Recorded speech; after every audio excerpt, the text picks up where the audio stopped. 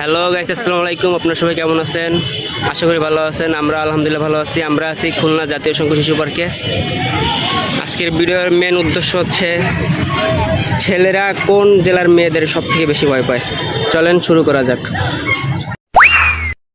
এখানে একটা ভাই বসা আছে, আপু বসা আছে, দেখি ওনারে জিজ্ঞাসা করি কি বলে।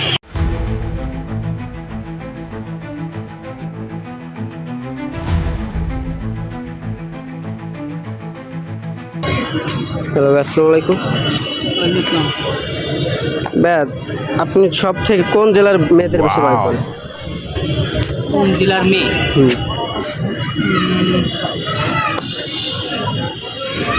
ময়মনসিংহ। ময়মনসিংহের মেয়েদের? জি। তার রিজন?